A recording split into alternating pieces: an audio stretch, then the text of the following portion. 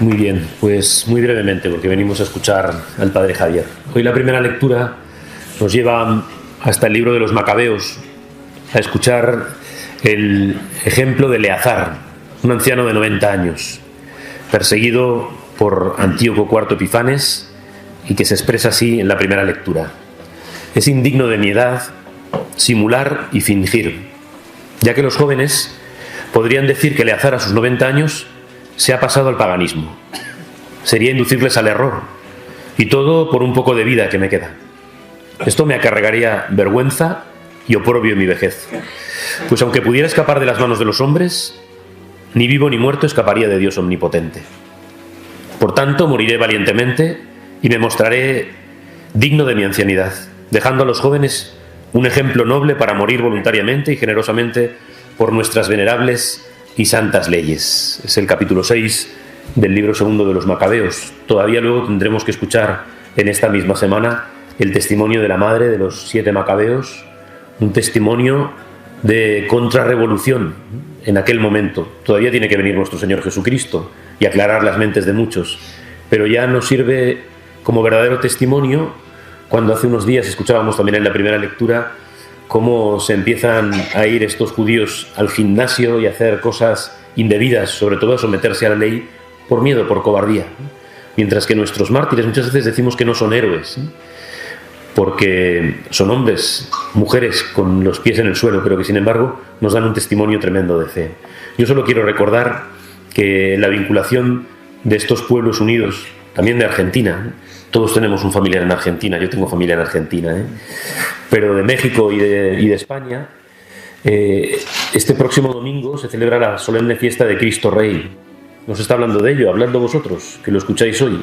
Se celebra el centenario de esta fiesta, ni más ni menos, 100 años. El 11 de diciembre del año 1925, el Papa Pío XI firma la Quas Primas, por medio de la cual, en una encíclica, establece la fiesta de Cristo Rey. Fueron los obispos mexicanos, precisamente, en el año 1914, los que le piden al Papa poder poner a la imagen del corazón de Jesús una corona y un cetro, para tenerle como rey. Y a partir de ahí comienza esta historia, que luego tiene este primer momento, estamos hablando de un Papa y de una encíclica, en el año 1925, y que inmediatamente va a venir la historia de la cristiada para escuchar por todos los rincones de México este viva Cristo Rey y viva la Virgen de Guadalupe, y derramar la sangre y entregar la vida por Cristo, en una historia, en una epopeya que se nos va a narrar ahora enseguida.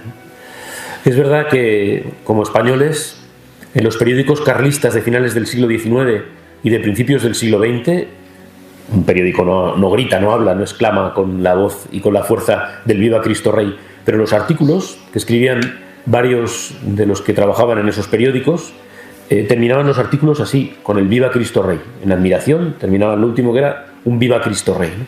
Así que se iba creando ese caldo de cultivo para esta necesaria victoria de Cristo en el corazón de las personas, de las sociedades, para que Cristo reine, y sigue teniendo la misma actualidad que entonces. Y solo una última aportación, sobre todo por nuestros mártires españoles. Concretamente en Toledo hay un periódico que se llama El Castellano, lo publicaban en el ABC también, pero hablo con datos de lo que sucede en la archidiócesis de Toledo, y se va narrando el martirio de la cristiada, de los cristeros, por ejemplo, de nuestro querido San Joselito, de un claretiano español que también va a morir en los días de la persecución religiosa en México, y de todo lo que está sucediendo se va narrando en el periódico. Así que nuestros mártires españoles, nuestros mártires toledanos, nuestros sacerdotes diocesanos leían, porque muchos estaban suscritos a este periódico, leían lo que estaba pasando en México. Y cuando llega el momento del martirio, sin ponerse de acuerdo, ahora yo digo muchas veces que no nos pondríamos de acuerdo ni en qué tendríamos que gritar, ni en qué idioma tendríamos que gritar, ¿no? Pero entonces no hubo ningún problema, ¿no? Con el sonido de fondo de los mártires cristeros, aquí, por ejemplo, en Aragón, también se decía viva Cristo Rey y viva la Virgen del Pilar, ¿no? Y así murieron nuestros mártires, perdonando y derramando su sangre por Cristo, ¿no? Lo contamos una y mil veces. En nuestra ciudad de Toledo, en el año 303, derrama en el año 303, 9 de diciembre, derrama la sangre martirial una joven llamada Leocadia, en tiempos del Imperio Romano todavía, lógicamente. Desde el 303 hasta 1936, cuando a la sombra del Alcázar, de ese hecho épico también y militar que es el Alcázar de Toledo, más de 108 exactamente, sacerdotes diocesanos, 11 maristas, 16 carmelitas descalzos, 3 jesuitas y un franciscano, lo demás clero diocesano y canónigos de la catedral, van a derramar, literalmente van a derramar por las calles de Toledo su sangre en esa otra epopeya que es el martirio de nuestra persecución religiosa en España desde 1934, que es cuando tienen lugar los primeros martirios, hasta 1939, cuando es asesinado el obispo Anselmo Polanco Fontecha, agustino, cuya reliquia lleva el Santo Padre León XIV en su pectoral. Muchas de las veces que aparece en público aparece con ese pectoral. Y más nada, vamos a escuchar al Padre Javier, que es a lo que habéis venido.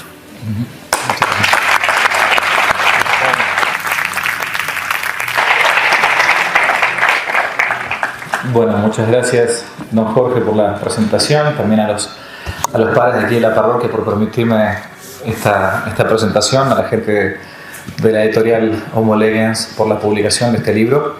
Estoy muy contento de estar acá en España, siempre estar en el primero, hablar en español, hablar la lengua de Cervantes, ya es un gozo muy lindo. Cuando uno vive en un país extranjero, ahora como me estás tocando en Gringolandia, digamos, el hecho de expresarme en la propia lengua es una cosa genial. Y después de estar aquí en Madrid, o estar en España en general, la posibilidad de dar una conferencia para mí es una alegría muy grande. Porque hay gente que no le gusta que dé conferencias en España. Bueno, pero acá esta vez pasamos de largo. El tema de los cristianos mexicanos que voy a intentar presentar ahora es una presentación para aquellos que no conozcan el tema. O sea, si alguno es erudito en la materia, le pido perdón de antemano, pero voy a intentar hacer una presentación general que va a apuntar a lo que se trata en esta historia. Y exige obviamente una presentación histórica para entender mejor los sucesos que vamos a ver enseguida. México es la perla de América, así se le ha llamado. Se extiende y se entiende, mejor dicho, la luz de esa misión providencial que tuvo España, ni más ni menos, en el mundo, como decía Zacarías de Vizcarra, ¿no? La misión providencial de España, según el célebre libro La vocación de América. Porque cuando había que expulsar al moro, o convertir al judío, o luchar en el Lepanto, o explorar nuevos mundos, o bien cuando se trata de hacer algo grande, o consumar la maravilla de alguna nueva hazaña, los ángeles que están junto a su silla miran a Dios y piensan en España. La famosa frase de don José María Pemán. Y fue entonces así que lo mejor de la cristiandad, de la hispanidad, porque la cristiandad es ni más ni menos que la hispanidad hecha carne, lo mejor de la cristiandad se trasplantó a México por manos de ese hombre providencial, muy pero muy vapuleado, y en Hispanoamérica muy pero muy vituperado, que fue don Hernán Cortés, hoy olvidado y hasta vilipendiado por la pseudo historia oficial. La conquista de Nueva España va a ser un capítulo de gloria para la Iglesia, cuyas bases americanas se fundaron en las antiguas tierras posesas de los aztecas. Pero quizás hay un episodio que podría resumir toda la historia de México, para no extendernos demasiado. Esto lo cuenta el soldado español Bernal Díaz del Castillo en su célebre libro Conquista de Nueva España. Cortés sabía que de nada servía conquistar los pueblos, los cuerpos, si tampoco se conquistaban las almas. Y por medio de esa conquista espiritual que había que hacer, entonces se le ocurrió mandar a pedir 12 santos religiosos que vendrían desde España, los famosos 12 apóstoles de México, 12 apóstoles de América, para intentar de a poquito evangelizar a estas tropas, a estas tribus bárbaras. Cuando yo hablo del tema de conquista de América por parte de España, en España, ni más ni menos, hace falta que uno deje de lado ese proceso de lobotomización que ha recibido aquí en España, o esa leyenda negra anti-española, y hace falta levantar en alto la frente y agradecer, yo como hispanoamericano, lo que España hizo en América. Hoy me decían en un programa de televisión hablando sobre las vocaciones aquí en España y qué sé yo, si yo estaría dispuesto a venir algún día a España a evangelizar. Yo dejo mañana San Francisco, Estados Unidos, para venir a Madrid, sin ningún inconveniente. Lo que pasa es que no sé si voy a ser bien recibido en todos lados, esa es una realidad concreta. ¿Pero por qué? Porque tengo una deuda de gratitud, o más que de gratitud, de justicia. Yo hablo esta lengua y yo creo en Jesucristo por ustedes, o sea, no por ustedes acá físicamente, pero por España. Y por eso uno tiene que moverse de pie y defender a la madre patria, sea donde fuere que está siendo insultada, porque es la madre, a la madre no se la toca. Así de fácil. Bueno, la cuestión es que Hernán Cortés salió a recibir a los primeros franciscanos que llegan ni más ni menos que a México, y no sabía cómo explicarle a estos aztecas que practicaban el canibalismo, el incesto, la sodomía, los sacrificios rituales. Ustedes saben que las famosas pirámides truncas, los trapecios que uno ve románticamente, a veces la gente va, se saca fotos en bikini en Cancún con la pirámide de los aztecas o de los mayas, y piensan que esto fue, no sé, las pirámides son altares. Por eso es que tienen canaletas a los costados para que la sangre pueda bajar. Bueno, Cortés dice, ¿cómo hago yo para intentar explicarle a estos aborígenes que los que están viniendo son más importantes que yo? Para eso hay que entender que no existía en Hispanoamérica, obviamente, ni el caballo, ni mucho menos las armaduras, ni los arcabuces, ni mucho menos la letra, ni el número como tal. Todo esto es lo que hizo la obra evangelizadora y cultural de España en América. Aunque parezca una paradoja, la gran defensora, la gran rescatadora de la cultura, entre comillas, precolombina, es ni más ni menos que la Iglesia Católica. Fue la que armó los manuales, permitió la letra. Bueno, en fin, no me extiendo sobre este tema, pero Cortés dice, ¿cómo hago yo para explicarle a estos aborígenes que creen que soy una especie de semidios, de Moctezuma redimido, que estos que vienen son más importantes que yo? Entonces eligió una estrategia que fue espontánea y fue la primera clase de catequesis que los indios recibieron.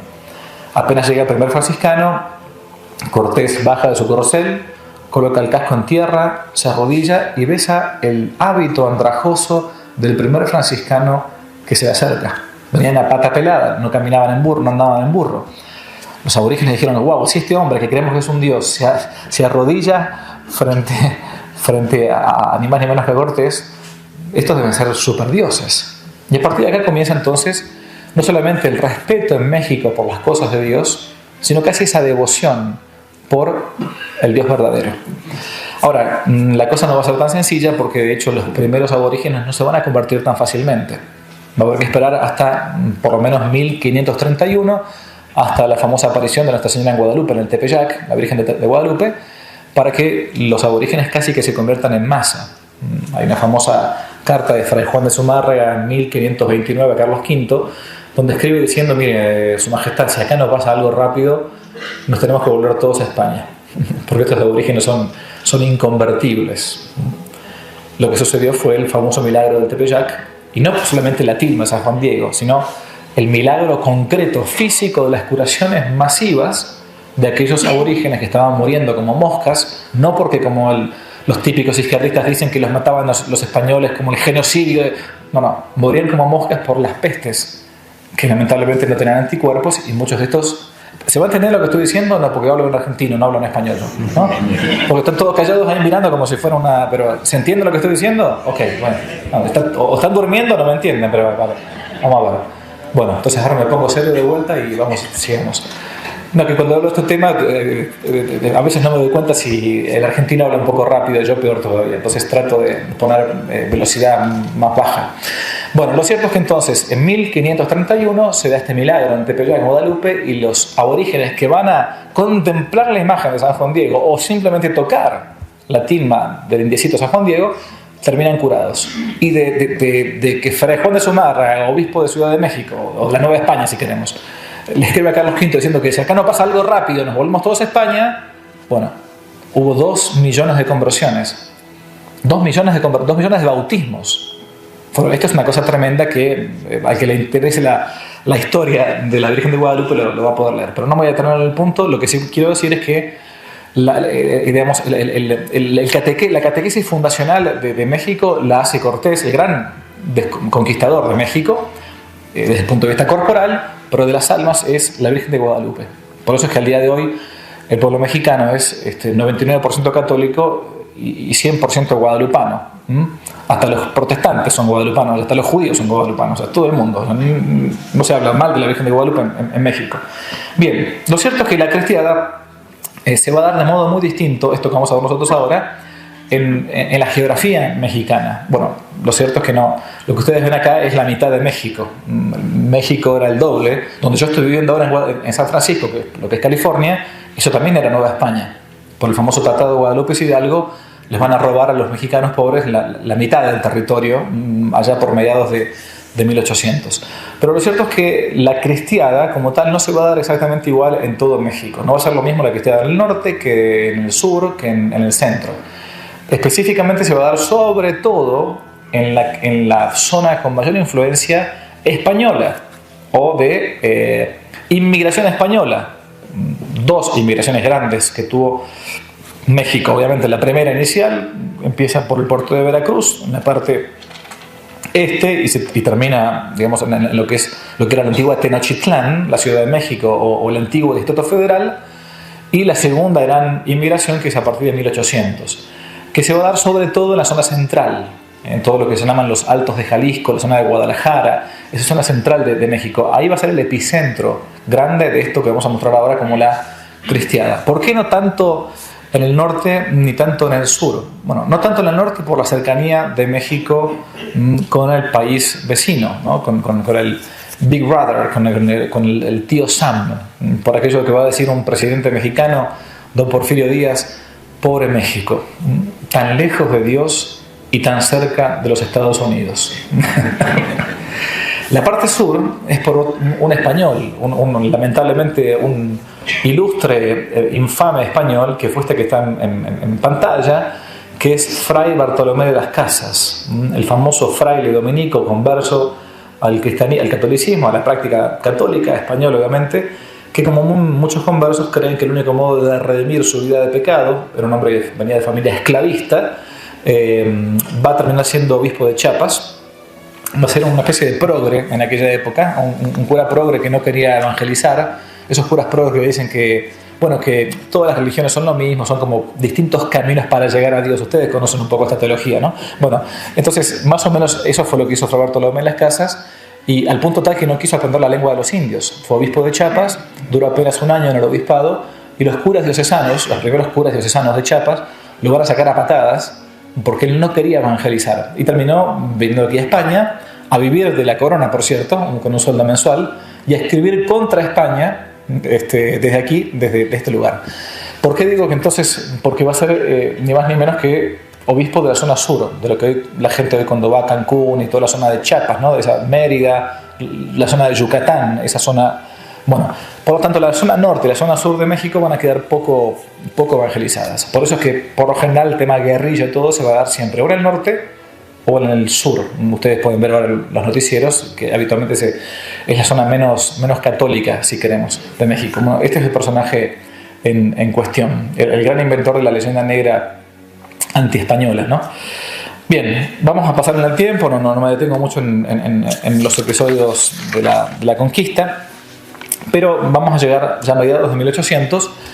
El presidente Juárez, Benito Juárez, 1855-1872, va a ser, yo no puse estas fotos, no sé si desde atrás se puede llegar a ver, pero las insignias que se encuentran abajo a la izquierda son las insignias de la secta de la masonería, esta secta impía que intenta emular a la Iglesia Católica con ritos de iniciación, que antiguamente tuvo mucha propaganda de secretismo, porque buscaba justamente los valores contrarios a los que la Iglesia nos enseña. Hoy en día la verdad que no tiene mucho sentido ser masón, porque el mundo entero se ha volcado a los principios masónicos. Entonces la verdad que hoy ya ha pasado un poco de moda. Uno lee la Agenda 2030, digo, la verdad que no hace falta ser masón, ya somos todos masones, digamos, no, es así. Bueno, lo cierto es que este presidente Benito Juárez va a hacer unas famosas leyes, las leyes llamadas de la Reforma, donde va a reformar, vale la redundancia, la Constitución Nacional Mexicana, y va a plantear que allá por el año 1857 una serie de articulados contrarios a la fe, a la vida religiosa en México. Cuando yo digo vida religiosa en México, es la vida de la iglesia en México.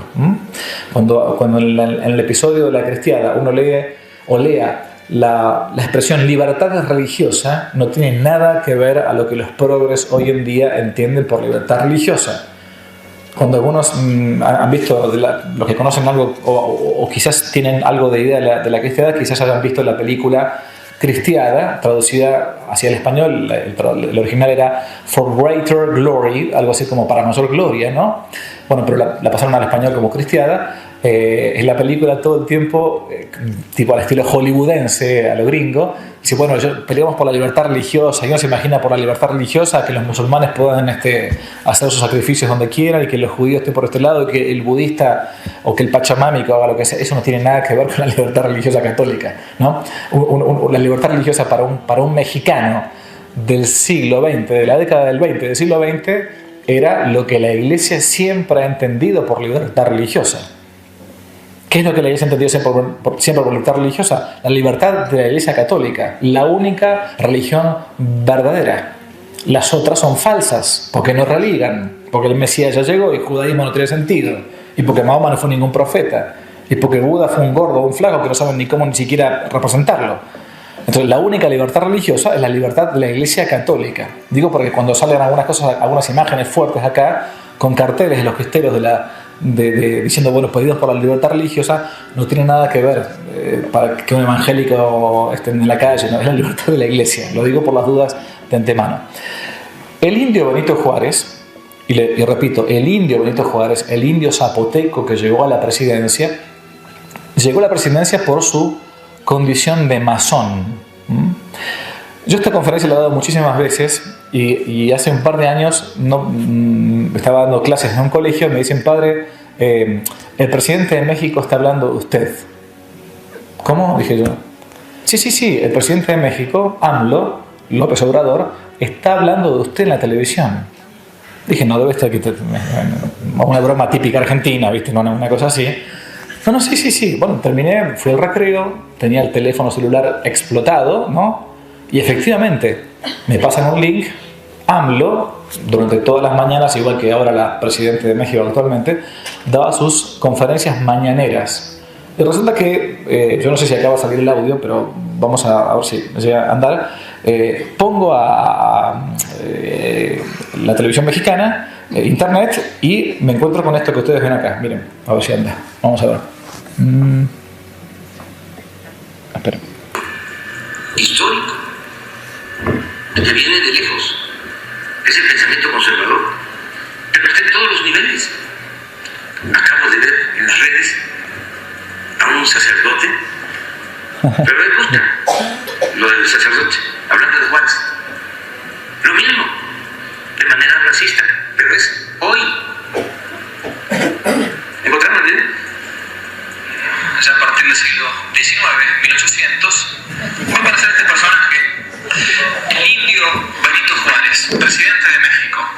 Fue un presidente que me cortaba, no quería decir qué cosa. Bueno, no voy a seguirlo porque después le hice un video dedicado a AMLO agradeciéndole la publicidad que me hizo, porque de un día para otro, imagínense, ¿no? Que no te la cuente, empezó a conocerse en muchísimos lugares más, pero bueno, esta es parte de la brutalidad de esta gente, no se da cuenta cómo se maneja la propaganda. Bueno, ¿qué sucede? Lo que este hombre hacía todo el tiempo era intentar cortar esa conferencia donde yo explicaba que Juárez había llegado a la presidencia por su condición de adherente a esta secta impía, que es la masonería. Hay un capítulo entero en este libro sobre lo que es la masonería y la cristiada. No se entiende la persecución religiosa en México sin entender el papel de la masonería. No se lo entiende. Bien, ¿qué va a intentar hacer Juárez? Juárez va a intentar poner con esas leyes de la reforma una serie de articulado contrario a la expresión pública de la fe. O sea, buscando que, como han hecho al día de hoy con nosotros en muchos de nuestros países, que los católicos solamente nos expresemos en el sentido de la fe de puertas para adentro. O sea, buscar un catolicismo de sacristía, un catolicismo de catacumbas, un catolicismo que no quiere mostrar expresamente y de modo público su fe. Bien, la privatización finalmente de la fe es eso, todo lo contrario de lo que nuestro Señor nos enseña. Vuestra luz brilla ante los hombres para que viendo vuestras buenas obras glorifiquen a vuestro Padre que está en los cielos. O sea, esto es al contrario, escondan la lámpara debajo del celemín, no la muestren, porque esa cosa que alguno se convierta, ¿vieron? Es lo contrario. Bueno, va a pasar un segundo presidente, acá estoy haciendo un conteo rápido, va a llegar don Porfirio Díaz, recién lo cité, que dijo, pobre México, lejos de Dios, cerca de Estados Unidos. Don Porfirio también es masón, le llaman el Constantino mexicano. Es masón, pero no es estúpido, entonces no va a perseguir a México en su raíz católica. Va a dar una cierta paz, por eso le llaman algunos el Constantino mexicano. Hasta que nos encontramos ya en el siglo XX, ya en los prolegómenos, si queremos, en la preparación próxima para lo que es la cristiada, donde se va a consagrar ni más ni menos México al Sagrado Corazón de Jesús. Esto es el Cerro del Cubilete, cerca de Guanajuato, en México. Es como el centro geográfico. Si uno agarra un compás y lo coloca en el centro y es un giro, bueno, nos encontramos con el Cerro del Cubilete. Esto va a ser dinamitado ni más ni menos por el gobierno. Lo que están viendo acá justamente es, acá a la izquierda, el corazón y la cabeza de nuestro Señor Jesucristo. Esto está todavía en un museo allí en el Cubilete. Quedó milagrosamente la cabeza y el corazón. Y después se va a hacer este nuevo monumento. Esto ya es de la época de Pío XII, 1950. Bien, avanzamos un poco más y llegamos acá a lo importante. En el año 1917 va a haber una reforma constitucional en México. Cuando yo estudiaba la carrera de abogacía, estudiamos una materia llamada Derecho Constitucional. Y en esa materia había que estudiar sí o sí una de las grandes, entre comillas, de las grandes constituciones del mundo moderno. Y esta era la reforma constitucional de Querétaro, en México. En el 17 se reforma la Constitución Nacional. Estos son los convencionales constituyentes, los que están con el brazo en alto, ni son falangistas, ni son nazis, ni nada de eso, están jurando, digamos, porque una vez un joven me preguntó, padre, ¿por qué están así haciendo el saludo nazi? No, bueno, mi amigo, estaban jurando simplemente ahí, ¿no? Bueno, lo cierto es que estos que estaban acá tenían algo en común, y era su anticatolicismo, pero rabioso. Leo un texto cortito de uno de estos. Señores diputados, dice uno, si cuerdas faltan para ahorcar tiranos, tripas de fraile tejerán mis manos. Yo aplaudiré desde mi bancada a todo el que injuria aquí a los curas, pues todos sentimos odio contra el clero. En este punto, todos estamos conformes, liberales y radicales. Radicales serían como los comunistas, ¿no? Sí, todos, si pudiésemos, nos comeríamos a los curas. Fin de la cita. Se agarrarían una indigestión que no les cuento, imagínense, mira. Pero año 17, mismo año de dos cosas importantes: la revolución bolchevique contra el zar en Rusia, y ni más ni menos que la aparición en Fátima. Por eso Nuestra Señora va a decir en Fátima, si Rusia no se convierte, los errores de Rusia se van a dispersar por todo el mundo. Que no era solamente el comunismo, sino los principios de inmanencia de la Rusia del comunismo, ¿no? Bien, se quería entonces, por medio de esta reforma del 17, se puso una serie de artículos, más o menos 5 o 6, donde se intenta legislar por completo la vida religiosa en México. Cuando digo la vida religiosa en México, es la vida de la iglesia en México.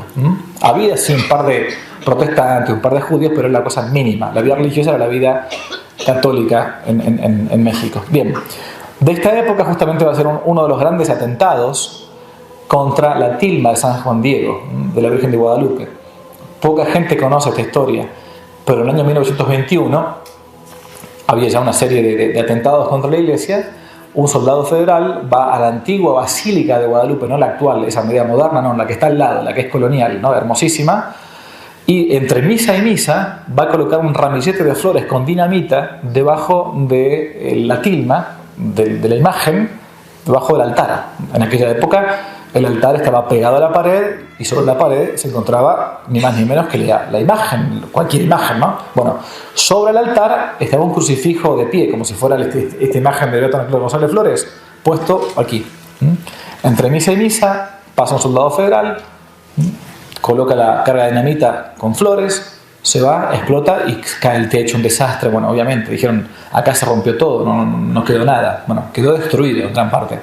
El gran milagro fue que la tilma, cuando se acabó de caer todo el polvo que había, quedó completamente indemne, no tenía ni un rasguño siquiera. Y la imagen del crucifijo que está ahí de pie, más o menos así de alto, hoy se puede ver todavía cuando uno entra a la basílica actual, el famoso Cristo del atentado, quedó como arqueado, como cuando un hijo protege a su madre, ni más ni menos. Bueno, si algún día tienen la gracia de ir a la basílica de Guadalupe, allí en México, en el DF, entran por la puerta principal, la mano derecha, la segunda vitrina, se encuentra el famoso Cristo del atentado, ¿no? Bien, todo esto era un poco la época, el caldo de cultivo que existía. Va a llegar después otro presidente, que es Álvaro Obregón, 1920-1924, y de esta época va a ser un intento en México de poner una especie de iglesia oficial mexicana. Argentina tuvo un papa, México quiso tener otro, fue el papa Joaquín Pérez, el famoso patriarca Joaquín Pérez, nombrado por el gobierno mexicano para intentar sacarse de encima a la Iglesia Católica Apostólica Romana. Intentaron hacer una especie de iglesia paralela cismática, donde 8 o 9 curas un poco sin demasiada inteligencia se acoplaron pensando que se iban a ganar una especie de cargo como obispos o qué sé yo. La cuestión es que duró esa estúpida aventura nada más que 3 meses, porque el pueblo mexicano no era tonto y no iba a buscar sacramentos, ni a confesarse, ni a bautizarse, ni mucho menos. Bueno, este hombre encima, imagínense, el patriarca Joaquín Pérez, el cura, era un cura de la diócesis de México, había estado afiliado a la masonería siendo cura. Aunque usted no lo crea, también hay clérigos masones. Oh, qué horror, sí, es verdad. Lo siento, se me escapó una verdad. Pero bueno, es así. Esto no duró mucho, duró nada más que 3 meses. Hasta que llega este sujeto, un sujeto patibulario, que es don Plutarco Elías Calles. Plutarco Elías Calles, presidente de México entre 1924 y 1928. Ustedes piensen, porque hagan el paralelo con lo que fue acá, la Cruzada Española, ¿no? O sea, todavía faltan casi 10 años, ¿no?, para que empiecen las grandes cosas previas a la guerra civil y todo. Bueno, esto ya existía y cuando uno se pone a leer la historia de México, se va a dar cuenta de cómo aquí en España se leía lo que pasaba en México. Hay una conexión bastante grande entre la contrarrevolución francesa, la zona de la Vendée, la Jeannerie, etcétera, los que se han rebelado contra la República Francesa, la cristiada y la Cruzada Española, mal llamada Guerra Civil Española. Perdóname que digo eso, pero es a título mío, ¿no? Ese es mi pecado. Bueno, Plutarco Elías Calles es también masón, por cierto, súper anticatólico. Dice, a ver, acá tenemos una Constitución Nacional del año 17. Hay una serie de artículos que yo como presidente de México tengo que bajar a la práctica. Ustedes saben que la Carta Magna o la ley suprema en una nación desde el punto de vista del derecho positivo es la Constitución Nacional. Pero después están los códigos, Código de Comercio, Código Penal, Código Civil, lo que fuere. Bueno, Calles dijo, momentito, si acá hay una Constitución Nacional, hay que regular por medio de una ley penal la vida religiosa en México. Y entonces promueve él una famosa ley que con el tiempo se va a llamar así, la Ley Calles. ¿Qué es la Ley Calles? Es una serie de 130 y pico de artículos que legisla la vida religiosa en México hasta su más mínimo detalle. Por ejemplo, se plantea que el hábito sacerdotal está prohibido. ¿Por qué? Bueno, porque es una manifestación pública de la fe. El hábito de las monjas tampoco puede existir. ¿Por qué? Porque uno está haciendo proselitismo, como diría alguien, ¿no? Proselitiza a la gente, ¿no? La vida, no solamente eso, estaba impedido llevar un rosario en la mano, un detente, una cadenita con una medallita de la medalla milagrosa al cuello. Hay gente que va a ser martirizada por ser panadero y colocar una estampita de Sagrado Corazón en la vidriera del lado adentro de la panadería, pero porque se veía desde afuera. Todo estaba legislado. ¿Qué más estaba legislado? Que los templos pasaban a ser parte de la administración pública, propiedad privada de la Iglesia.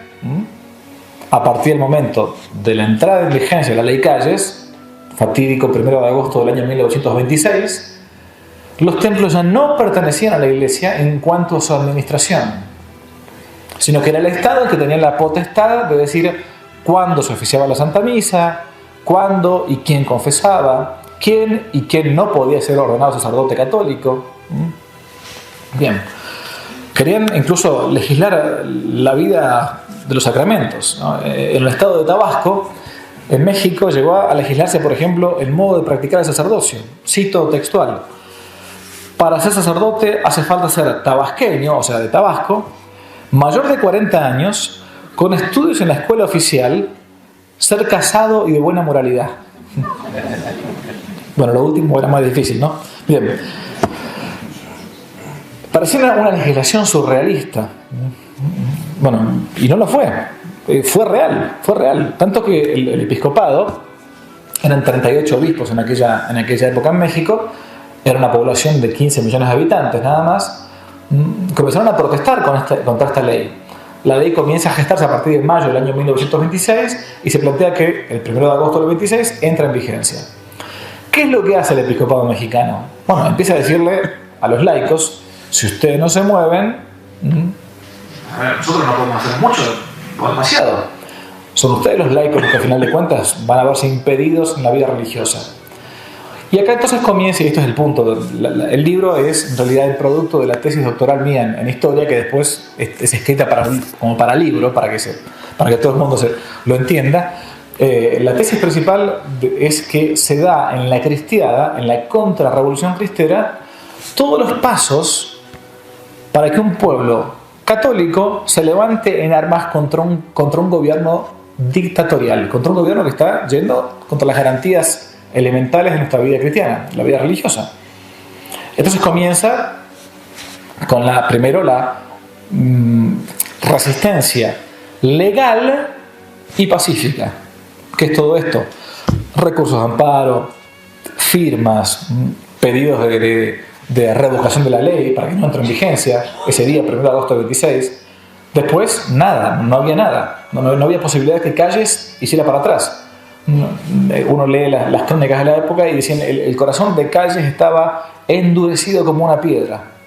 Yo llegué a ver una estampita de San Judas Tadeo, el patrón de los imposibles, que decía: San Judas Tadeo, San Judas Tadeo, te pido que Calles se muera aunque se convierta. Literal, era así, era un poco fuerte, pero bueno, era real, ¿no? Nada, no pasaba nada, no. Bueno, el Papa de por entonces era Pío XI, un Papa que desde el punto de vista doctrinal había sido muy bueno en Aquas Primas, por ejemplo, el tema de Cristo Rey y compañía, ¿no? Pero tenía algunos errores a nivel político. Era el Papa que había condenado a la acción francesa de Morras, por ejemplo.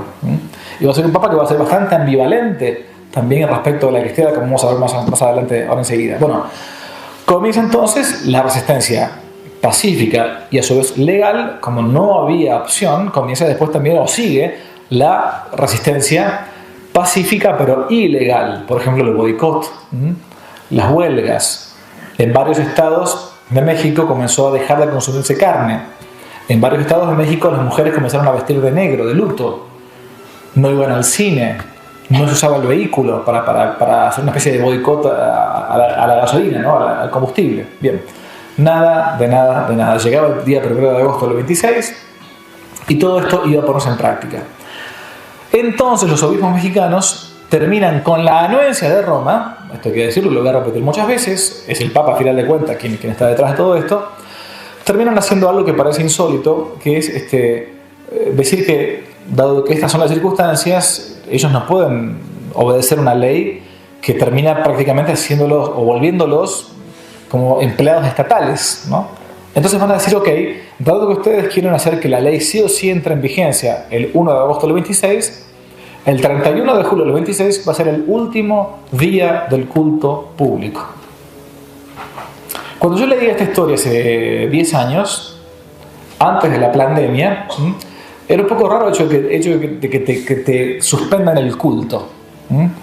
Cuando nos encerraron como a hámster a todos y cerraron muchos templos, ahí nos dimos cuenta de lo que era la suspensión de culto, ¿sí o no?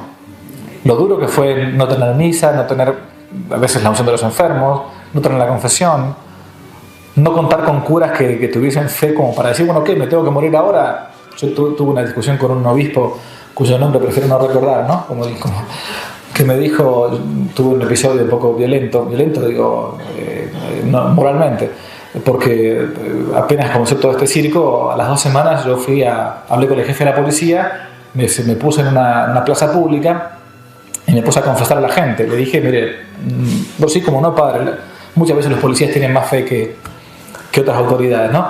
Bueno, entonces lo que hice fue confesar durante 3 horas en Semana Santa, y cuando termino de confesar, llego a donde estaba, me llama el obispo y me dice, padre Javier, ¿qué hiciste? ¿Cómo que hice? No, okay. Estuve confesando, perdón. Bueno, sí, pero estamos en una pandemia. Ah, bueno, pero yo pedí permiso, monseñor, a las autoridades civiles, entonces, bueno, traté de... Bueno, pero no, pero eso no puede ser porque... Pero, mire, para, lejos. Yo no me hice cura para nada sacramentos. Me hubiese quedado como abogado para eso, no hacía falta, no. Dígame qué pasa. Bueno, te voy a contar la verdad, me dice. Sí, mejor, me parece que es mejor que me diga la verdad, sí, me gusta más, ¿no? Me dice, bueno, lo que pasa es que con tu actitud estás dejando mal a los sacerdotes que no quieren salir de las parroquias. Ah, pero ese no es mi problema, es tu problema, le digo, monseñor. Decirle que dejen de ver Netflix todo el día acá y que salgan a... Le digo, es ahora cuando uno tiene que intentar lavar la imagen de la pedofilia y el abuso sexual en la iglesia. Y si esto es verdad, muero contento si me muero apestado. ¿Qué voy a estar? Me voy a morir a los 80 años con pañales en un geriátrico, más aburrido que... No, si esto es verdad, quiero morirme así. Bueno, no lo hagas más. Bueno, no puedo decir lo que hice después, no importa. Bien, lo cierto es que el 31 de julio del año 1926 van a empezar a verse en México con estas fotos. La gente desesperada, sabiendo que era el último día de culto público, porque el 1 de agosto, al día siguiente, comenzaba la vigencia de esta ley, la gente iba a ir desesperada a buscar sacramentos. A buscar sacramentos, que era el bautismo, la confirmación, lo que fuera.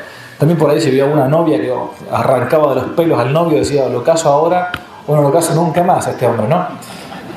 Bueno, este es un texto de la época. Válgame Dios, decía una crónica. ¿Qué nos irá a suceder? Seguro el fin del mundo, decían otros. Y se veían por todas las calles como un enjambre de abejas cuando presiente la lluvia. Mucho asombro causaba ver a tal o cual persona que vivía retirada de los sacramentos acercarse ahora sí al confesor para recibir el perdón de sus pecados. Otros que vivían en concubinato pedían que se les uniera en matrimonio como Dios manda. Por fin se rezó el rosario con un fervor singular. Elocuente fue el sermón. Enseguida el santo sacrificio del altar. Se dio como despedida la bendición con el Santísimo Sacramento y todo quedó a oscuras. Acababa de retirarse el padre de sus hijos. Éramos huérfanos. Todo aquello quedó hecho un mar de lágrimas. Y en muchos agrarios de México empezó a verse esta foto. No está aquí. No está aquí.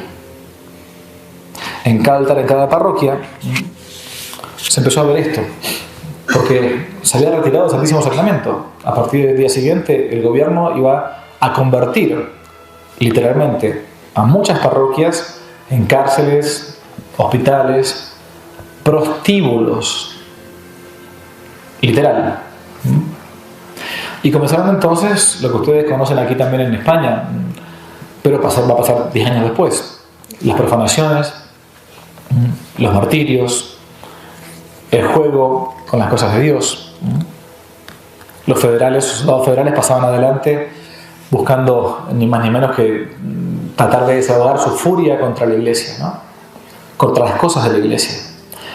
Van a surgir también los mártires. El que tienen en pantalla es el mismo que está aquí en la estatua, hoy por hoy declarado patrono del laicado mexicano, el beato Anacleto González Flores, padre de familia, abogado, profesor. Había sido seminarista cuando era joven, un hombre dotado de una gran inteligencia, una enorme elocuencia para hablar, un hombre que manejaba y dominaba las masas con su verbo. Tanto que cuando muere en su lápida, en su primera lápida, se colocó esta frase, ¿no? Vita, verbo et sanguine docuit. Significa el Señor con la vida, con el verbo y con la sangre. el famoso maestro Anacleto González Flores, ¿no? Va a morir de una manera muy tremenda, va a morir obviamente como siempre martirizado. Van a buscar una excusa diciendo que estaba conspirando contra el gobierno, y cuando lo detienen, porque un soplón termina diciendo dónde estaba, lo detienen junto con dos hermanos, los hermanos Vargas, que también son beatos, eran mecánicos, gente sencilla, ¿no? Y en un momento de debilidad, uno de los hermanos Vargas, que está a punto de ser martirizado con Anacleto, pide un sacerdote como última voluntad, ¿no? Y Anacleto dice: no, mi hermano, no hace falta que pidas un sacerdote, ¿no? Tu misma sangre te purificará.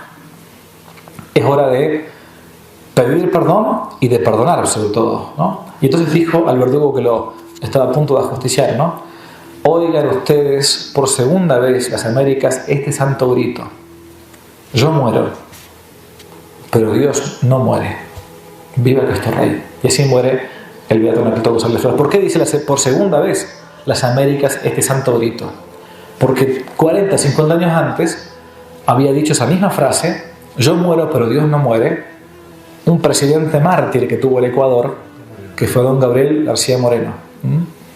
Hoy por hoy, cuando uno va a Ecuador, está toda la propaganda anti García Moreno diciendo no, que era un tirano, lo de siempre, ¿no? Lo que pasa también acá con Franco y compañía, eso pasa en todos los lugares del mundo, la reescritura de la historia. Todos los muertos son malos cuando el gobierno nuevo sube. Esto lo digo yo, no lo dicen ustedes. No, yo tengo libertad para decir lo que se me ocurra acá, porque no dependo de nada ni de nadie, solamente de Dios. Bueno, lo cierto, sí, no me han educado con miedo, así que es así la historia. La verdad que Franco salvó a España del comunismo, salvó a España de la Segunda Guerra Mundial, y yo le agradezco eternamente. Yo creo que es un hombre que está en el cielo. Digan lo que digan los rojos, me frega. El padre no tiene nada que ver, ¿eh? Bueno, seguimos adelante. ¿Qué va a suceder? Va a suceder la realidad, que los católicos mexicanos civiles, laicos, como ustedes, hombres y mujeres, van a decir: un momentito, ¿cómo puede ser que estén convirtiendo en prostíbulo la parroquia donde yo me bauticé?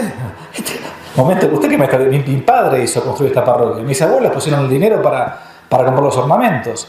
¿Cómo que ustedes van a...? La pregunta es: ¿qué pasó con los curas, con los obispos? De los 38 obispos, solamente 3 van a quedar en la clandestinidad. Obviamente el resto tuvo que irse o prefirió irse. Los curas tenían que sacarse el hábito, no podían estar como hábito porque te detenían y te mataban. Muchos curas pasaron a la vida clandestina. Vamos a ver ahora después a uno de ellos, ¿no? O a algunos de ellos. Pero otros, bueno, entonces los mexicanos dijeron, como supongo que harían también ustedes: vamos a defender los templos. Al menos defendamos la estructura física, ¿no? Bueno, y así comienza la cristiandad. La cristiandad en realidad es un movimiento de guerrillas católicas, de gente que no tiene instrucción militar. Varones y mujeres de todas las edades, desde 80 años para abajo, todo el mundo quería enlistarse en la cristiandad. ¿Por qué? Porque estaban tocando la fibra más íntima del pueblo mexicano. El pueblo mexicano, que ha sido un pueblo hiper religioso. Religioso para los sacrificios humanos, pero religioso después para el Dios verdadero. O sea, entonces así comienza la cristiandad. Comienzan los turnos para tratar de cuidar los templos, ¿no? No sé si acá existe en España, porque ustedes son muy católicos los españoles, ¿no?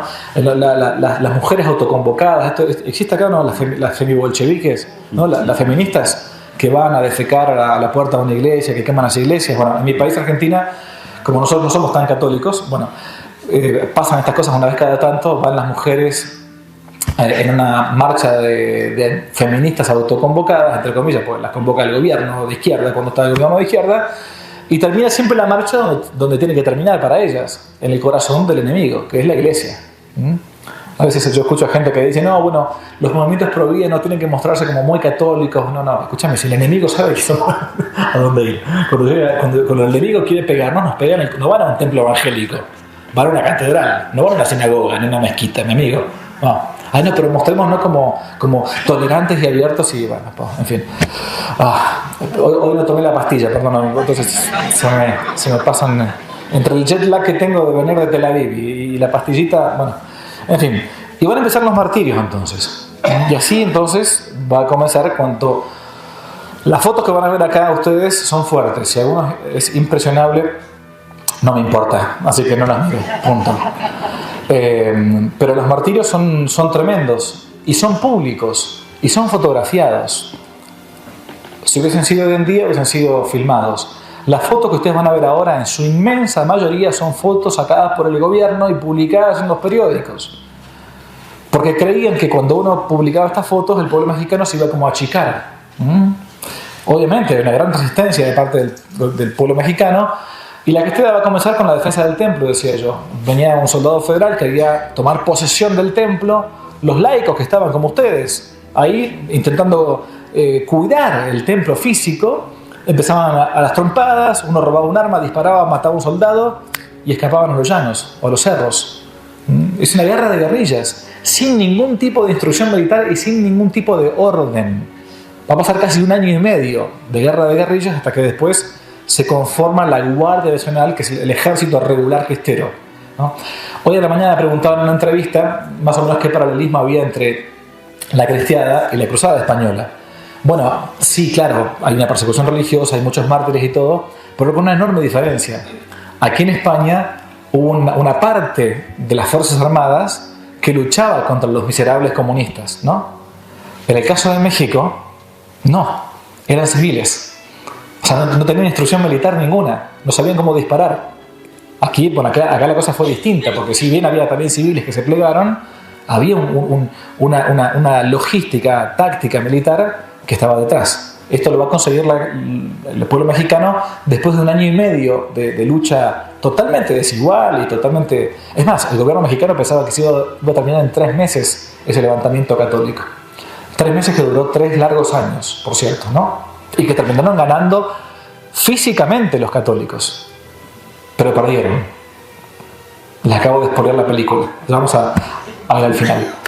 Hombres, mujeres, niños, ya que ahora estamos con el tema de la mujer y sé que acá hay un ministerio de la igualdad, ¿no? en este país. Bueno, vamos a hablar un poco de la mujer brevemente. La mujer mexicana tuvo un papel fundamental. Esto no es una especie de deseo de congraciarme con las féminas que están aquí presentes. Es la realidad, ¿no? Las mujeres mexicanas tuvieron un enorme papel en la cristiada porque formaron parte de una agrupación femenina secreta. Hay mucho secretismo en la guerra cristera.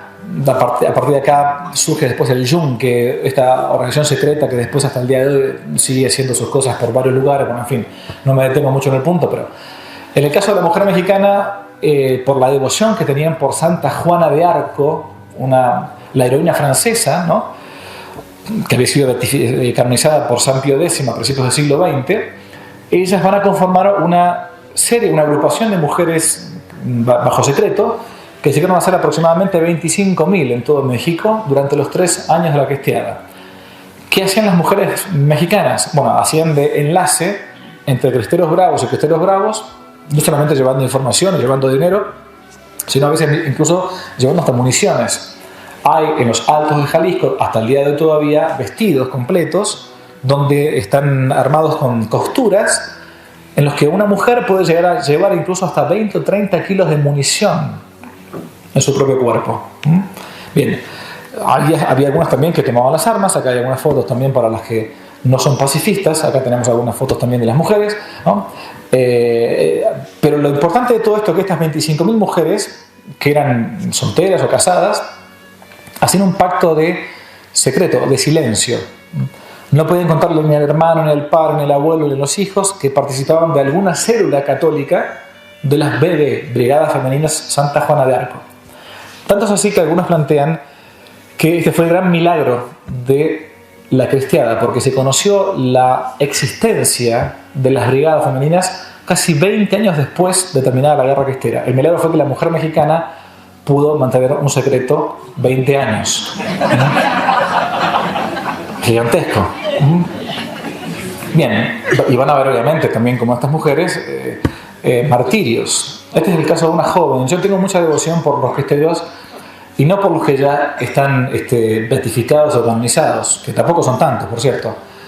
Tengo también mucha devoción por aquellos que no han llegado todavía a la gloria de los altares. Este caso es una jovencita que no es mártira, pero ni siquiera es beata, ni sierva de Dios siquiera, ¿no? Zenaida Llerenas, mártir, ¿no? Había hecho un oratorio clandestino, leo para los que están al fondo. Su belleza provocaron desde el primer momento los bajos instintos de sus carceleros. La detuvieron porque tenía 16 años, jovencita. Lo someten a interrogatorio y ella apretaba fuertemente los labios y nada decía. Tu orgullo, le dice el general, es en que eres virgen. Pero si insistes en tu silencio, te entregaré a los soldados en este mismo momento. Los soldados aplaudieron burlonamente. Bueno, ¿cómo termina Zenaida Llerenas? Termina siendo violada uno tras otro por todos los soldados. Después, ni siquiera al enemigo ni justicia, ¿no? Ni siquiera quieren matarla. La dejan morir de inanición, sin agua y sin comida. Ella misma decía, mire, yo pago el cartucho que usted gaste en matarme, pero no me deje así mancillada, ¿no?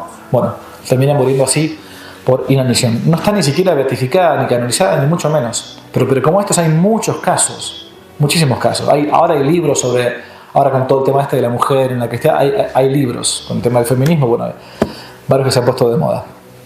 Obviamente, misas clandestinas, el pueblo entero que se levanta contra la fe. Recuerden, no había misas, no había modo durante 3 años no hubo sacramentos públicos, ¿no?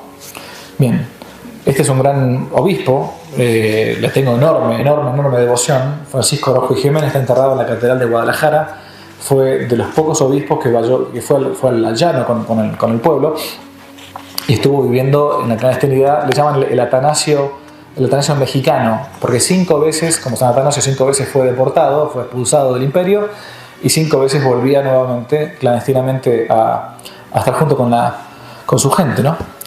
Bueno, el año 1927 se va a dar ya la conformación, a finales del 27, la conformación de un ejército nacional mexicano cristero, desde el sentido de la táctica, de la estrategia, sobre todo por un personaje singular que ahora sí vamos a ver, que fue el general Gorostieta. Algunos estandartes de la época, obviamente Cristo Rey va a estar siempre presente, por eso que el nombre de cristeros va a surgir como un peyorativo, primero como un adjetivo peyorativo contra los católicos, porque cuando iban a pelear, los mexicanos católicos gritaban ¡Viva Cristo Rey! ¡Viva Cristo Rey! Entonces los soldados federales comenzaron a decir los Cristos Reyes, los Cristos Reyes, los Cristos Reyes, Cristos Reyes, cristeros. El nombre de cristero en realidad comienza como una especie de insulto para los soldados católicos. ¿Bien? Bueno, unas misas clandestinas, acá hay mucho para mostrar, pero no me quiero detener demasiado. Generaciones completas de cristeros, ¿no? El padre, el hijo, el abuelo. Acá hay fotos hermosísimas. Hay martirios que son también muy singulares. El famoso martirio del padre Francisco Vera. El padre Francisco Vera ni siquiera está beatificado, para que ustedes se den una idea, con la cantidad de mártires que hay. Es detenido a punto de celebrar la Santa Misa. Un soplón dice que en una casa a tal hora había un cura que iba a celebrar la Santa Misa. Se acercan los soldados, tocan la puerta, entran. El cura estaba a punto de empezar la misa y lo sacan. Y esta foto es una foto oficial del gobierno, ¿no? Entonces el padre Vera dice, bueno, yo pido nada más que un último deseo.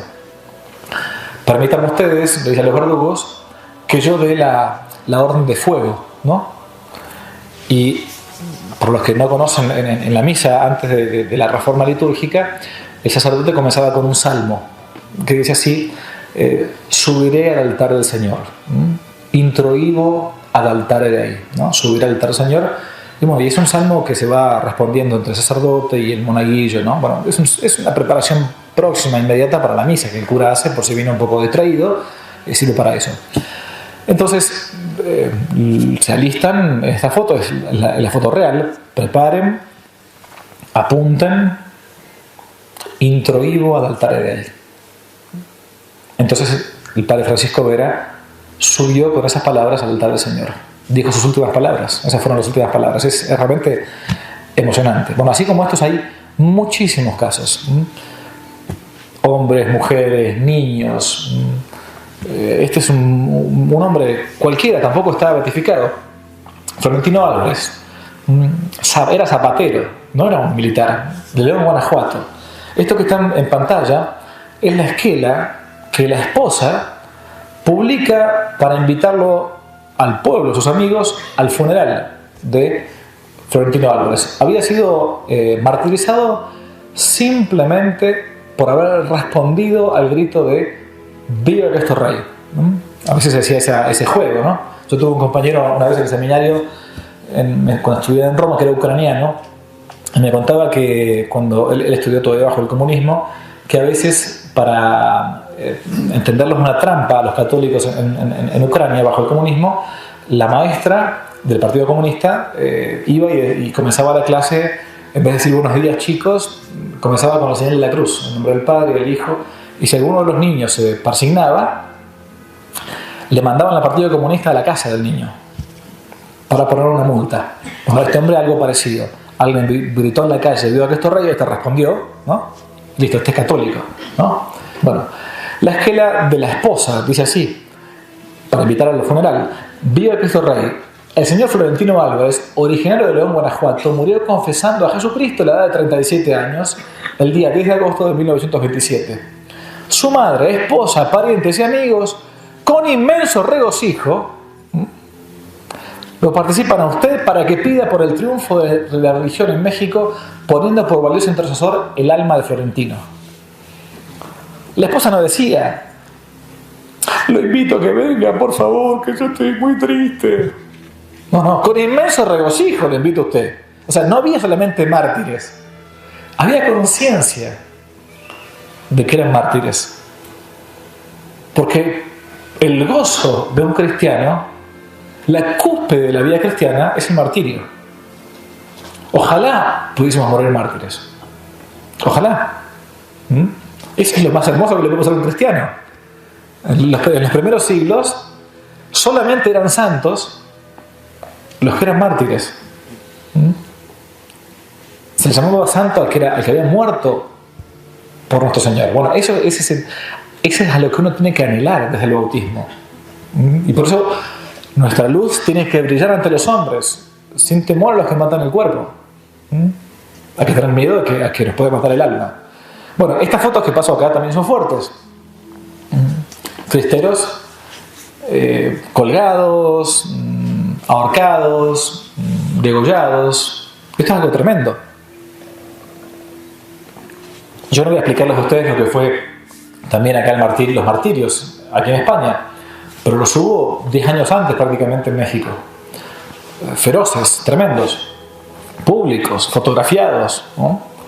La famosa foto del ferrocarril Guzmán en Jalisco, donde uno pasaba kilómetros y kilómetros durante semanas de cristeros colgados en los postes de luz para que cuando uno pasara con el tren viese, como una película, lo que te puede pasar si defendés a la iglesia. Todo lo contrario, lo que pensaban es que cuando los mexicanos veían esto, más católicos se unían a las tropas de Cristo Rey. Era todo lo contrario, o sea, eran los mejores publicitarios. No tenían que contratar un equipo de marketing para esto. Bueno, obviamente hay varios libros y todo. Este es un personaje para mí muy, pero muy querido. Si no lo conocen, les recomiendo Una buena vida del padre Miguel Agustín Pro, beato Miguel Agustín Pro, sacerdote jesuita, católico, apostólico, romano, mexicano, un hombre excepcional. El beato Pro es beato. Estaba viviendo aquí en Europa cuando se entera que su pueblo estaba siendo martirizado. Él, aunque tenía una salud bastante endeble, pide volver a México a sus superiores y pasa su vida casi 3 años clandestino, ¿no? Por eso ustedes lo ven en las fotos, en la parte de arriba como un mecánico, en la parte de abajo como un dandy, así una especie de hombre del mundo, como payaso en las plazas, ¿no? Bueno, en el centro está de sotana para que ustedes lo identifiquen. Un hombre excepcional, con un sentido del humor espectacular. Muchísimas veces querían detenerlo y se le escabulló la policía. Bueno, en fin, varias cosas para contar. Termina siendo uno de los martirios más conocidos a nivel mundial porque el gobierno publica en los diarios como una especie de secuencia fotográfica su martirio, ¿no? Lo detienen, lo acusan de una especie de intento de magnicidio, en realidad de tiranicidio, Bueno, él termina siendo fusilado. La famosa foto con brazos en cruz, obviamente está vestido de laico porque lo detienen así clandestinamente, y como siempre muere, ¿no? Como morían todos estos hombres. Preparen, apunten, viva Cristo Rey, fuego. Así morían. Este es el martirio del padre Pro. Junto con el padre Pro muere el ingeniero, amigo suyo, Luis Segura Vilchis. También el hermano del padre Pro, Humberto Pro, que está a la derecha. Es famosa esa foto porque él les grita a los verdugos, se abre el saco y dice: acá, disparan acá, no le erren, acá tienen que pegarle, acá, al que está a la derecha. No sé, o sea, la valentía de estos hombres que no temían morir, ¿no? Realmente es apostólica, o sea, causa una enorme envidia, ¿no? Ojalá no tenga. A veces uno tiene miedo, pasa por una iglesia y tiene miedo de hacer la señal de la cruz, digamos. Dice: perdón, el que me confiese ante los hombres, yo lo confesaré ante el Padre que está en los cielos, ¿no? Y el que me niegue, yo lo negaré. Eso lo dijo el crucificado. San José Sánchez del Río, no me detengo acá, hay una película muy linda y un libro muy hermoso llamado Mirando al cielo, que recomiendo. Joselito, San José Sánchez del Río, jovencito, también joven cristero, que da su caballo a un general para evitar que lo maten, y también, bueno, muere de una manera tremenda, le cortan le desollan la planta de los pies, ¿no? Los encaminados hasta su tumba, bueno, una cosa tremenda. El general Amaro, el jefe de las tropas federales, y este es el general Gorostieta, un hombre providencial, porque fue el que a partir del año 27 lo van a contratar. Era muy jovencito, tenía 40 y pico de años, y los cristeros lo terminan contratando para que le dé forma al ejército cristero, a esta guerra de guerrillas. Bueno, le dé una forma militar y lo convierta de un grupo de locos dando vuelta a una Guardia Nacional. De hecho, se va a llamar así, la Guardia Nacional Cristera. El famoso general Gorostieta. Esta es una foto muy hermosa. Yo hago una salvedad con Gorostieta. Durante muchos años se pensaba que Gorostieta había sido masón o que no había sido católico. Bueno, hoy por hoy se han descubierto hace como 7-8 años las cartas de Gorostieta a su esposa durante la guerra cristera. Este hombre, ojalá tuviésemos políticos con la mitad de la fe de Gorostieta, ¿no? Con la mitad, digo, ni siquiera los políticos que se llaman católicos, quiero decir, ¿no? Ni siquiera. Bien, acá está la muerte, en una emboscada lo terminan matando, y vamos a llegar ya al final de esto para no cansar demasiado. Los obispos habían sido desterrados o se habían autodesterrado, algunos no habían querido pasar a la clandestinidad, y venían buscando desde el principio un arreglo entre la Iglesia y el Estado. ¿Por qué? Porque, en primer lugar, los primeros que buscaban los arreglos era el Estado mexicano. En segundo lugar, los que estaban buscando mucho los arreglos, pero no lo conseguían todavía, eran los gobernantes de Estados Unidos de Norteamérica. ¿Por qué? Porque aquella guerra que se pensaba que iba a durar nada más que 3 meses, estaba durando ya 3 años. Y los intereses económicos de Estados Unidos en el país vecino de México venían viéndose menoscabados, porque una guerra civil nunca es buena para un interés económico, ¿no? Entonces, por un lado, el gobierno mexicano buscaba un arreglo para intentar terminar con una guerra que venía perdiendo. Por otro lado, Estados Unidos. Y en tercer lugar, los obispos mexicanos buscaban, a su vez, mandados por el Papa Pío XI, que finalmente terminase la guerra, porque decían, después de 3 años, ¿qué va a quedar del catolicismo en México? 3 años sin culto, 3 años sin catequesis, 3 años sin sacramentos, bien, en fin. Y entonces comenzaron a darse lo que se llamaron los arreglos, ¿no? Si arreglos pueden llamarse a esto que voy a explicar ahora yo.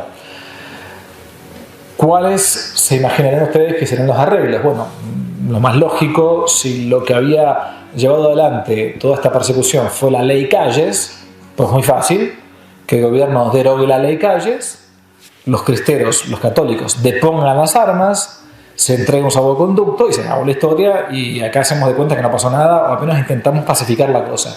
Bueno, el gobierno dijo: no, un momentito, yo no voy a derogar una ley porque va a quedar como que perdimos.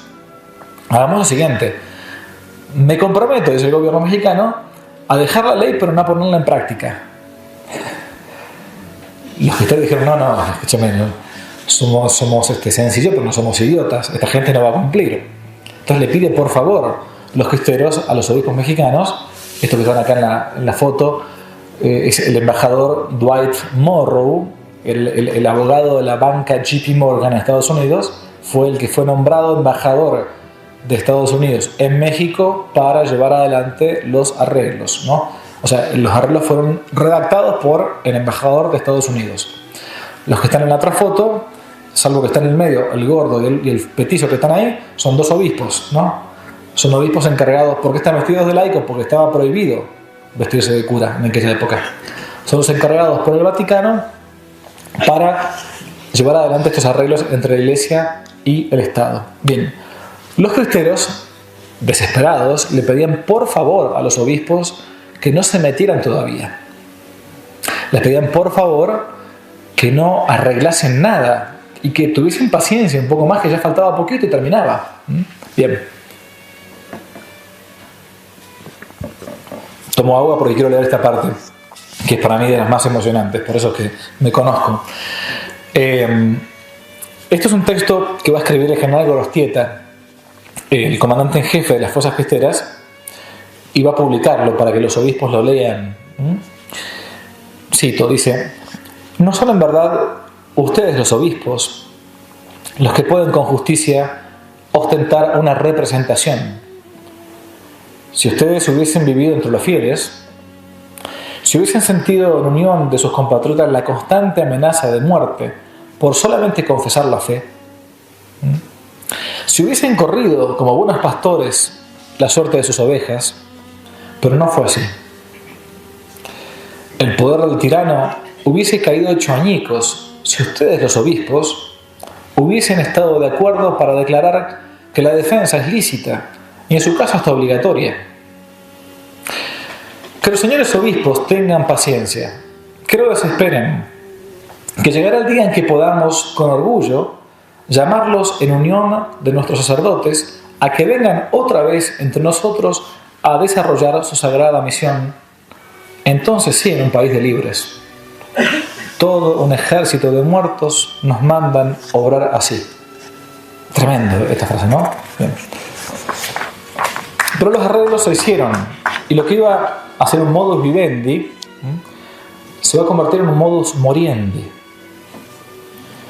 Los arreglos se hacen, se presiona en conciencia a los católicos para que lleven adelante los arreglos. Incluso se amenaza con la excomunión si no entregaban las armas. Y entonces los arreglos se ven de esa manera. El gobierno mexicano decide entonces no aplicar la ley que quedó escrita durante décadas, hasta los 90. Y los cristeros se comprometían a entregar las armas presionados por los obispos. ¿Qué sucedió? Lo que los cristeros habían planteado. Ellos podrían haber ganado la guerra, faltaba muy poco, ya tenían estados con gobernantes cristeros. Por ejemplo, Jalisco, el estado de Jalisco, que es importantísimo en México, estaba gobernado ya por un gobernador católico.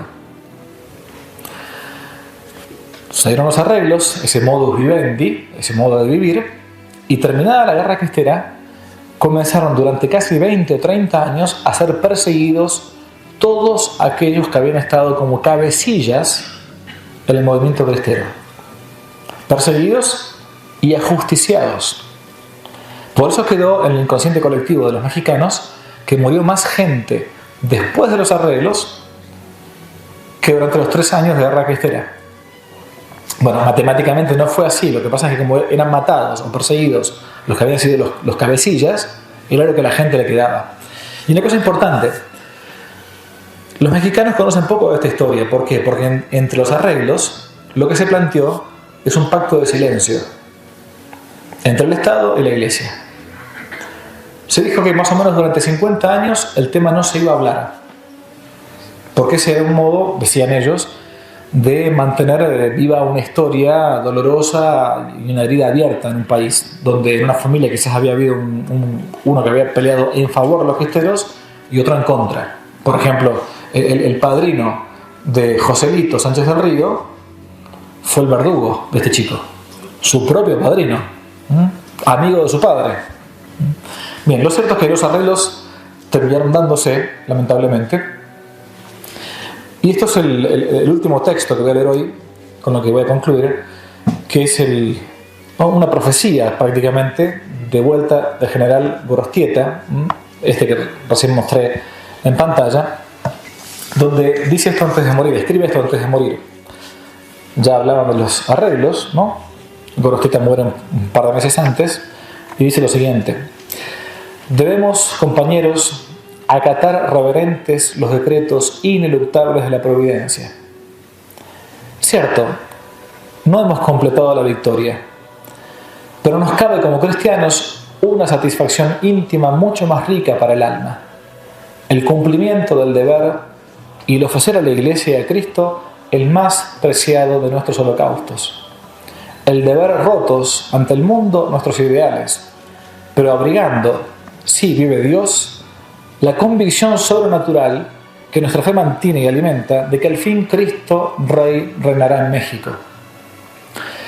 La Guardia Nacional, el Ejército Cristero, desaparece, no vencida por nuestros enemigos, sino en realidad abandonada por aquellos que debían recibir los primeros el fruto valioso de sus sacrificios y abnegaciones, los obispos. Ave Cristo, los que por ti vamos a la humillación, al destierro, tal vez a una muerte ingloriosa, víctimas de nuestros enemigos, con el más fervoroso de nuestros amores, te saludamos y una vez más te aclamamos Rey de nuestra patria.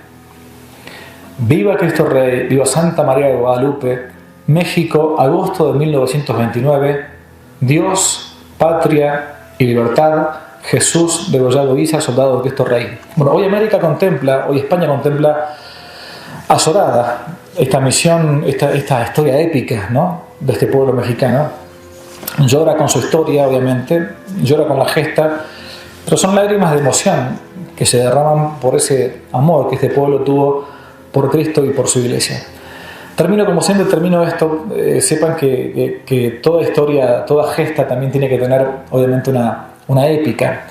Y esta épica en México se ha cantado, y se ha cantado en corridos, así como ustedes tienen aquí los romances, los hermosos romances que cuando yo era chico, joven, aprendía los famosos romances españoles, ¿no?, que era un modo de catequizar incluso.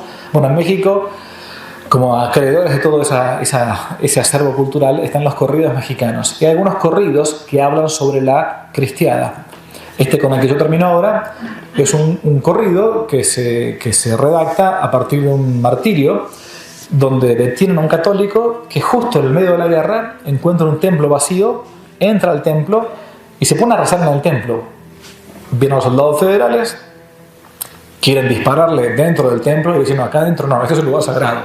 En todo caso, acá no me puedo defender. En lugar no puedo defenderme. Entonces, bueno, termino sacándolo y muere así. Lo escuchamos para terminar, a ver si me funciona esta cosa. A veces anda, a veces no. Vamos a ver.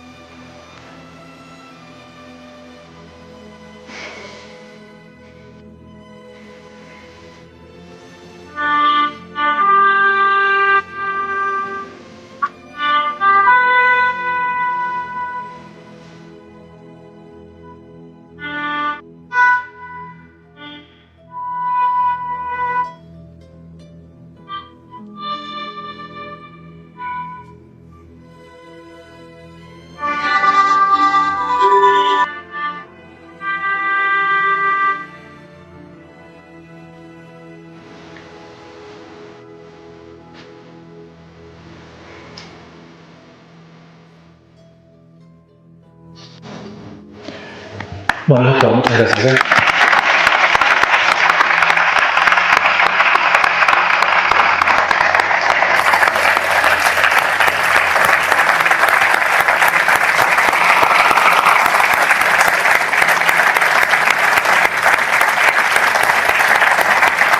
Perdón si se me hizo un poco... Perdón si se me hizo un poco largo. Uno. ¡Viva! ¡Viva! Perdón que se me hizo un poco... Esto se acabó. Las masones me están haciendo acá un boicot. AMLO, ¿viste? No, perdón que se me hizo un poco largo, pero yo creo que valía la pena presentar, por lo menos por primera vez, la historia completa. Intenté ser lo más resumido posible. Cuando uno quiere mucho a alguien, uno habla mucho de esa persona. A mí me pasó algo parecido con el tema de la cristiana, así que hubiese intentado ser más breve, pero no pude. Bueno, si quieren, no sé, porque ya es un poco tarde, pero si alguno tiene momento para alguna acotación, una pregunta, lo que sea, y el padre puede responder, encantado, ¿no? Como quieran. Ninguna, no se entendió nada. Sí, allá, sí. Fuerte. Hola, buenas tardes. ¿Qué opinión le merece la película La ¿Qué opinión me parece la película La Cristiada? Me parece muy buena para comenzar, ¿sí? Porque al menos es una primera aproximación a la historia y fue muy buena. De hecho, uno se da cuenta por la contra. Duró apenas 2 semanas en cartel en México y el gobierno mexicano mandó a sacarla. Entonces tiene que verla, justamente. O sea, obviamente tiene licencias cinematográficas, tienes partes que no son digamos, históricas, reales, pero sí es una súper muy buena aproximación a la historia de la cristiana, claramente que sí. Sí. Ya me acaba de contestar, yo creo, la pregunta. Quería saber cuál es la opinión oficial ahora mismo respecto a los cristeros allí en México o en lo que es... Bueno, a nivel de gobierno, obviamente te dicen que fue un grupo de locos que se levantó, de fanáticos católicos que se levantaron contra el gobierno y qué sé yo. A nivel de la iglesia está dividida la cosa. En los lugares donde mucho más mártires hubo, que fue toda la zona de Jalisco, Guadalajara, Colima, los altos de Jalisco y todo, casi todos tienen en la familia un familiar que murió o que participó de la cristiada. Entonces, bueno, a eso no se la cuentan, digamos, no le van a vender gato por liebre. Entonces son bastante más fervorosos y la conocen más bien por tradición oral, a nivel católico. En otros lugares simplemente no tienen la menor idea pero la menor idea de que existió la cristiandad, ¿no? A ver, algo parecido a si uno le pregunta a un católico promedio en España y le pregunta, ¿tenés idea que hubo acá 5.000 y pico de sacerdotes mártires? Y el católico promedio en España no tiene la menor idea ni nada, o sea, apenas sabe, no sé si sabe si hubo algo, pero también es culpa de la Iglesia, o sea, es culpa de la Iglesia, es culpa de parte de la jerarquía eclesiástica que no ha sabido transmitir la historia de los mártires, tanto en México como acá en España. ¿Por qué? Porque creen que esto es un tema político, es un tema histórico, es como que los primeros cristianos no hubiesen escrito las actas de los mártires. Entonces, no sea cosa que el emperador se enoje con nosotros, digamos, ¿no? Es insólito. Pero bueno, el gobierno trató de mitificar o de silenciar, esto se pasa de alto por los manuales de historia, o en dos renglones, unos locos católicos, y a nivel eclesial, recién ahora que está llegando al centenario, se están haciendo más conocidos. La película esta cristiana marcó un antes y un después, creo yo. Siempre ha habido libros desde el principio. Muchos de estos fueron libros anónimos, como está el tema del silencio. Algunos escribían con seudónimo, mejor dicho, o eran autores extranjeros los que hablaban de la cristiana. Bueno, yo he hablado muchísimas veces, sigo yendo a México, viajando a México para dar conferencias como extranjero a los mexicanos sobre la cristiana. Es como que yo le vengo a hablar a ustedes de quién fue Pelayo, no sé, una cosa medio insólita. O ustedes vayan a Argentina a hablarme de San Martín, o sea, es medio ridículo. Pero no es tan ridículo porque se silenció la historia. Entonces no se conoce. Sí. ¿Y su primer contacto con... ¿El mío? con México? El mío fue cuando tenía 19 años. Yo recibí por medio de una novia, me convertí, había práctica de la fe. ¿Cómo son las mujeres? ¿Vio? Es así.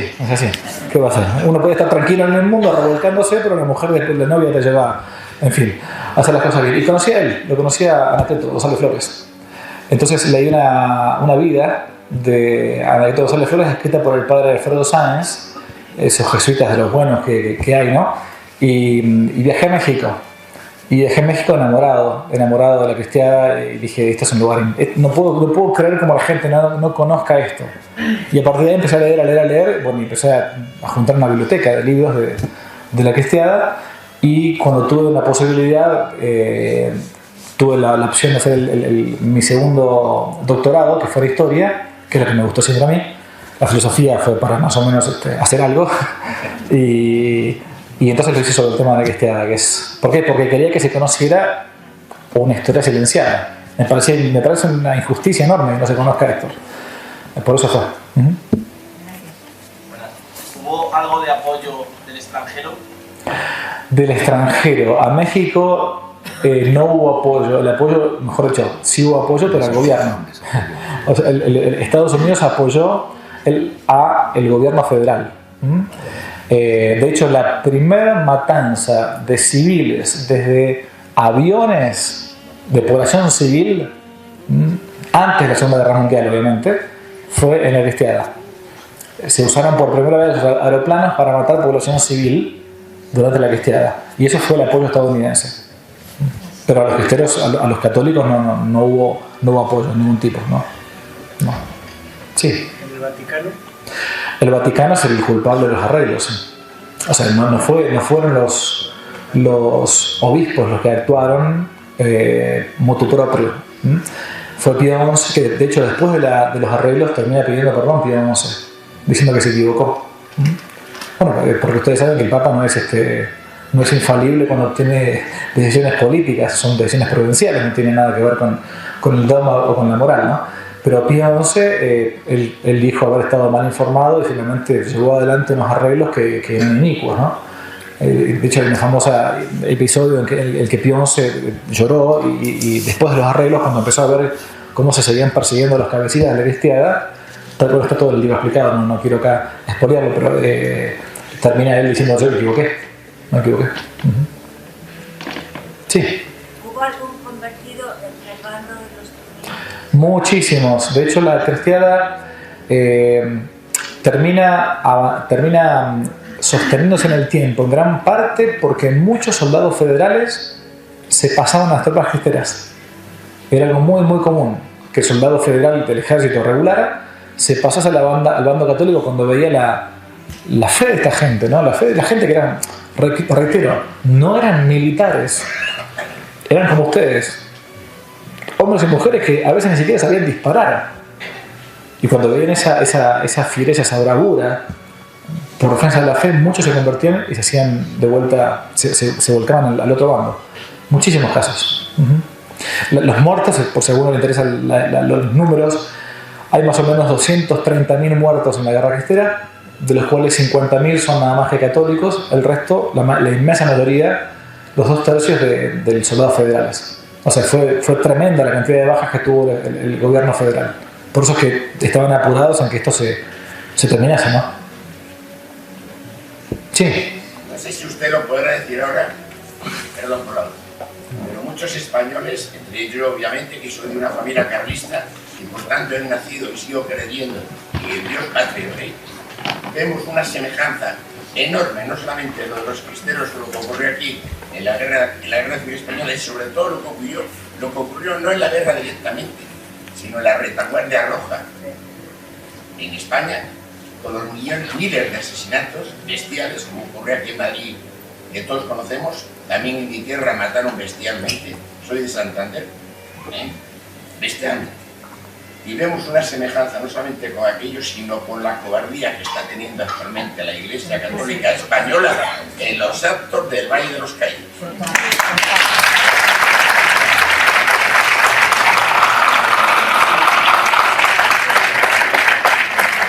Mire, yo hablo como foráneo porque este tema no lo manejo al detalle. Conozco, obviamente no soy un ignorante de lo que está pasando, pero no conozco el detalle de todo.